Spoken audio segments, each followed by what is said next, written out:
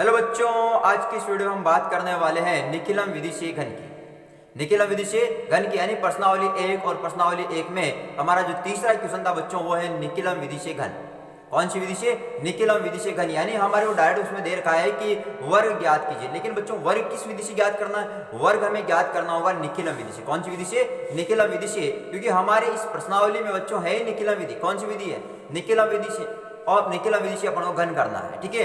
तो आपको पहले तो निखिलम विधि से घन का सूत्र याद रखना पड़ेगा। क्या याद रखना पड़ेगा बच्चों? निखिलम विधि से घन का सूत्र। अब निखिलम विधि से घन का सूत्र क्या होता है बच्चों? ध्यान देना। निखिलम विधि से घन का सूत्र होता है, ध्यान देना बच्चों, उपाधार अंक। क्या होता है बच्चों? उपाधार अंक कोष्टक संख्या प्लस 2 इंटू विचलन। 2 इंटू विचलन। विचलन को मैं इस प्रकार शॉर्ट में लिख रहा हूं, 2 इंटू विचलन ओब्लिक बच्चों, ओब्लिक उपाधार अंक फिर इंटू 3 इंटू विचलन का स्क्वायर ओब्लिक विचलन का क्यूब। तो ये हमारे बच्चों निखिलम विधि से घन का फॉर्मूला हो जाएगा। निखिलम विधि से घन का फॉर्मूला हो जाएगा, ठीक है। तो आप इसको जल्दी से नोट कर लीजिएगा, क्योंकि इसी सूत्र की सहायता से हम घन ज्ञात करने वाले। क्या याद करने हैं? अच्छा, घन जो होता है बच्चों, इसको इंग्लिश में पता है आपको? क्यूब बोलते हैं। क्या बोलते हैं बच्चों? क्यूब। घन को इंग्लिश में क्या बोलते हैं? क्यूब बोलते हैं, ठीक है। तो आपको ये क्यूब याद रखना है, यानी हमें क्यूब निकालना है, ठीक। क्या निकालना है बच्चों? क्यूब निकालना है हमें, ठीक है। तो आपको इस वीडियो को ध्यान से समझना है बच्चों और देखते रहना है। तो बच्चों चलते हैं हम सवाल पे और सवाल करते हैं। तो आप जल्दी से सूत्र को नोट कर लीजिएगा, ठीक है। ओके, तो ध्यान देना बच्चों, आपको समझना है। सबसे पहला जो हमारा क्वेश्चन दिया गया है नंबर 1 पे, जो पहला क्वेश्चन है हमारा निखिलम विधि से घन का, वो है बच्चों कि 15। सबसे पहला यानी कि पहला जो क्वेश्चन है हमारा वो क्या है? 15। और 15 का हमें क्या याद करना है? 15 का हमें घन ज्ञात करना है। 15 क्या याद करना है? घन ज्ञात करना है। तो बच्चों अब हमारी विधि कौन सी है? निखिलम विधि। कौन सी विधि है? निखिलम विधि। और निखिलम विधि से हमें घन ज्ञात करना है। तो बच्चों निखिलम विधि में हमें 3 मान निकालने होते हैं। आपको वर्ग में भी बताया था। तो नंबर 1 पे आएगा सबसे पहले आधार। क्या आएगा? आधार। नंबर 2 पे आता है बच्चों उपाधार अंक। क्या आएगा? उपाधार अंक। और नंबर 3 पे हम निकालेंगे यहाँ पर विचलन। क्या निकालने वाले हैं? विचलन निकालने वाले, ठीक है। तो ये ध्यान देना, नंबर 1 पे आधार, नंबर 2 पे उपाधार अंक और नंबर 3 पे विचलन हम निकालने वाले। अब आधार क्या होगा बच्चों? ठीक है, तो मैंने आपको बता रखा है कि अगर संख्या जो है बच्चों अगर 90 से छोटी दिखती है तो फिर आधार आप कितना मान लीजिएगा? 10 मान लीजिएगा, ठीक है। आधार हमेशा 10 रहेगा। उपाधार अंक क्या रहेगा बच्चों? उपाधार अब अंक कैसे निकालेंगे बच्चों? पहले देखो, संख्या हमारे पास क्या है? 15। इसके आसपास जीरो वाली संख्या क्या है? 10 है। अब इस आधार को किससे गुणा करें कि ये 10 बन जाए, ठीक है। तो आप कहेंगे कि सर 1 से गुणा करेंगे, ठीक है। तो उपाधार अंक कितना आ जाएगा बच्चों? 1 आ जाएगा, ठीक है। इसके बाद विचलन। अब बच्चों इन दोनों का जो गुणा होता है, इन दोनों का गुणा कितना हो गया? 10 हो गया। अब इसमें से यानी जो संख्या है हमारे पास 15, उनमें से 10 को घटाओ, कितना बच गया? 5। तो हमारे पास विचलन जो आया बच्चों कितना गया? 5 आ गया, ठीक है। अब फॉर्मूला लगा दो। सूत्र क्या होता है बच्चों? सूत्र होता है हमारा उपाधार अंक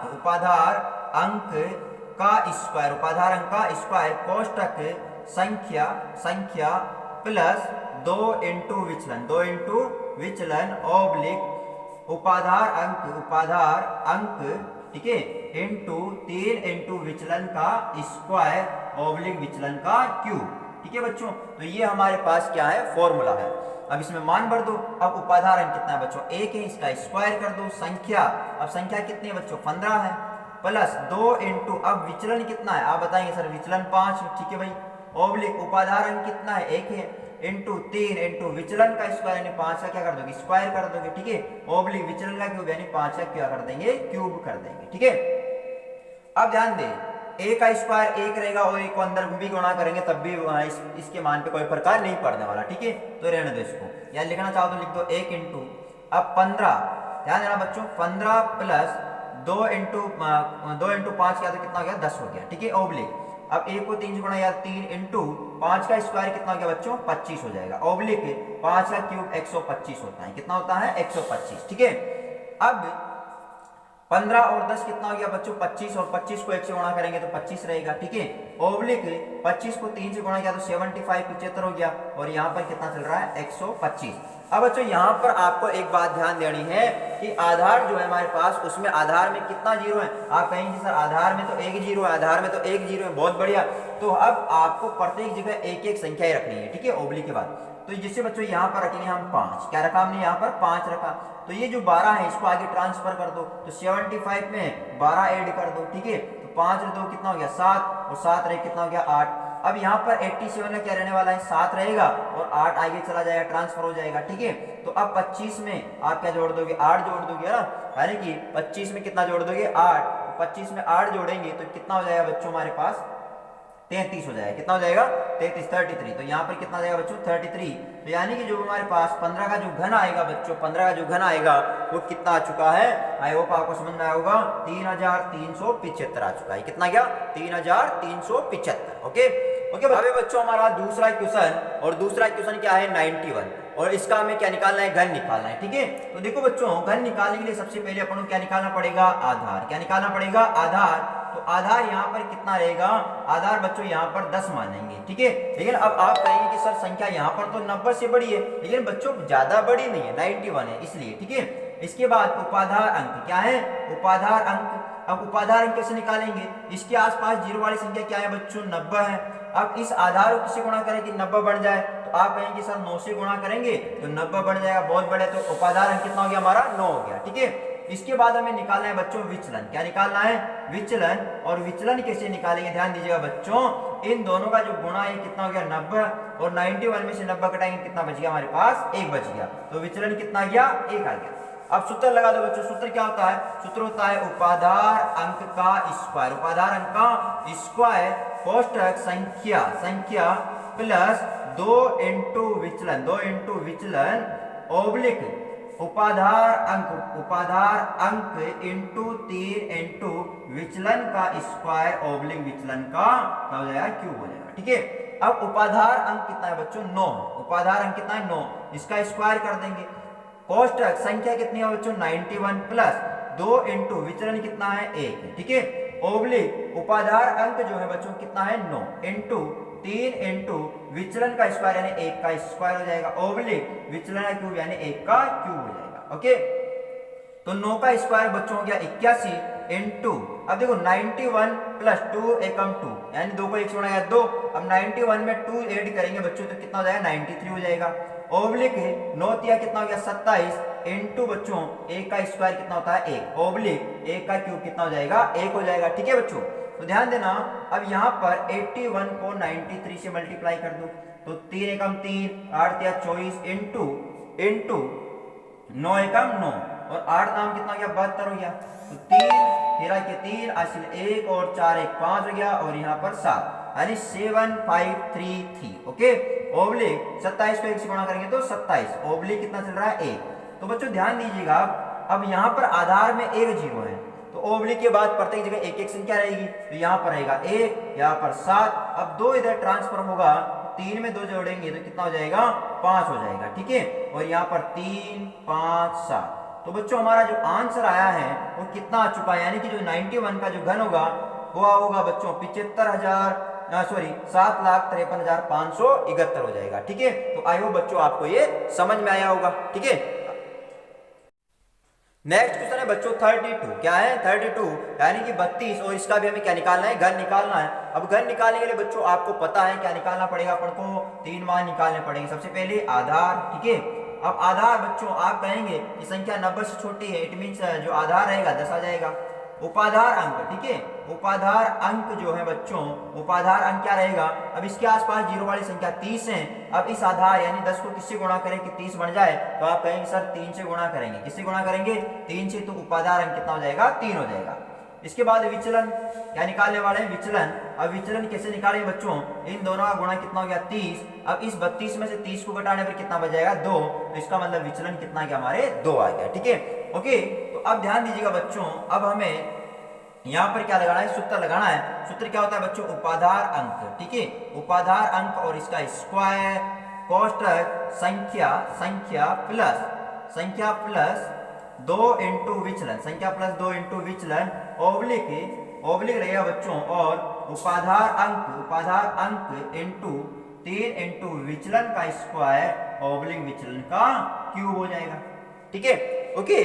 तो अब ध्यान दीजिएगा, उपाधार अंक का स्क्वायर यानी कि उपाधार अंक कितना है बच्चों, उपाधार अंक 3, इसका स्क्वायर कर देंगे। संख्या क्या है बच्चों 32, प्लस 2 इंटू, अब विचलन कितना है आप कहेंगे सर विचलन हमारे पास जो है वो 2 है, ओके, ऑब्लिक उपाधार अंक कितना है बच्चों 3 इंटू 3 चल रहा है इंटू विचलन का स्क्वायर यानी कि 2 का स्क्वायर हो जाएगा, ऑब्लिक विचलन का क्यूब यानी कि 2 का क्या हो गया क्यूब हो गया, ओके। अब 3 का स्क्वायर करेंगे बच्चों यहाँ पर 9 इंटू, अब यहाँ पर चल रहा है हमारे पास 32 प्लस 2 को 2 से गुणा किया तो कितना हो गया 4 हो गया, ओके। अब 3 को 3 से गुणा किया तो 9 इंटू 2 का स्क्वायर कितना हो गया 4, ऑब्लिक 2 का क्यूब बच्चों कितना होता है 8 होता है, ठीक है ना। अब 9 इंटू 32 और 4 कितना हो गया 36 हो गया, ऑब्लिक 9 को 4 से मल्टीप्लाई किया तो 36 ऑब्लिक 8, ओके।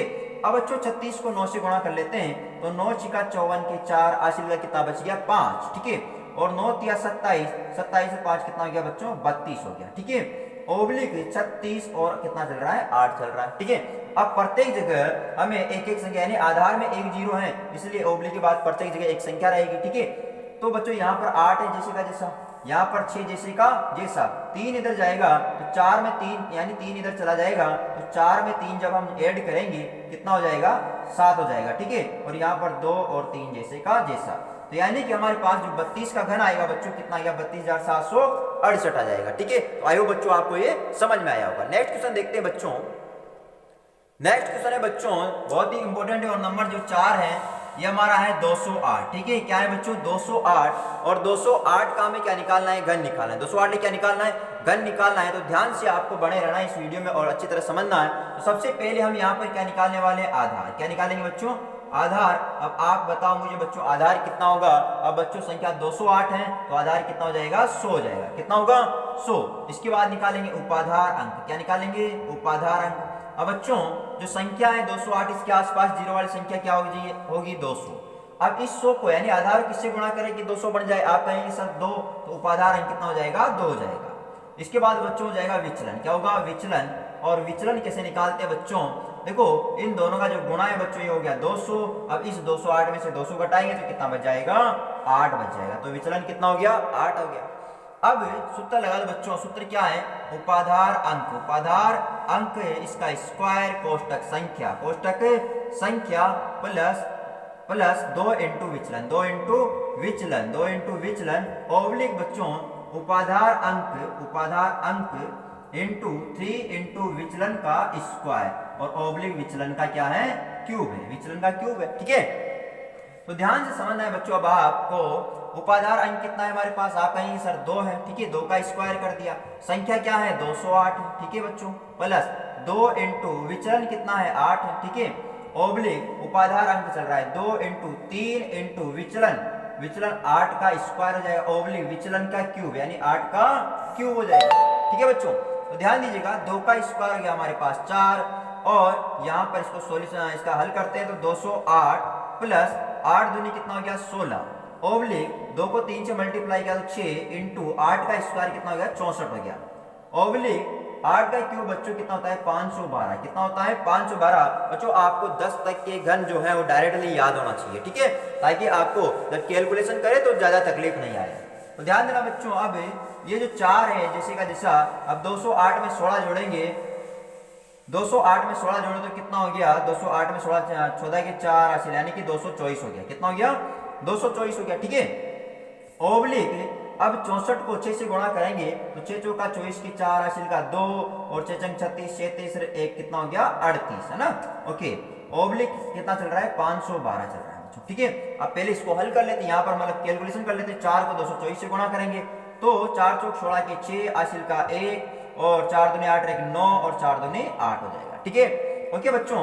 अब यहाँ पर चल रहा है 384 ऑब्लिक 512। अब आधार में 2 जीरो, आधार में कितना जीरो है 2 जीरो, तो प्रत्येक जगह यानी ओब्लिक के बाद प्रत्येक जगह 2 संख्या रखनी पड़ेगी अपन को। तो बच्चों यहाँ से रहेगा हमारा 12, 5 इधर जाएगा, अब 4 में 5 जुड़ेगा तो कितना हो जाएगा 9, ठीक है, और 8 जैसे का जैसा। अब यहाँ से 3 इधर जाएगा, 3 इधर चला जाएगा, अब 6 में 3 जुड़ेगा तो कितना हो जाएगा 9, और यहाँ पर आगे भी 9 और 8, ठीक है। तो बच्चों आपको ध्यान देना है कि प्रत्येक जगह अगर आधार में 2 जीरो है प्रत्येक जगह भी हमें 2 अंक रखना पड़ेगा, ठीक है। तो आई होप बच्चों आपको ये समझ में आया होगा। और इसके अलावा बच्चों अगर आपको ये वीडियो भी अच्छा लगा है तो इसको लाइक, कमेंट और शेयर जरूर कीजिएगा और सब्सक्राइब करना मत भूलिए, ताकि आने वाली हर वीडियो का नोटिफिकेशन आपको सबसे पहले प्राप्त हो सके। Thank you, all the best.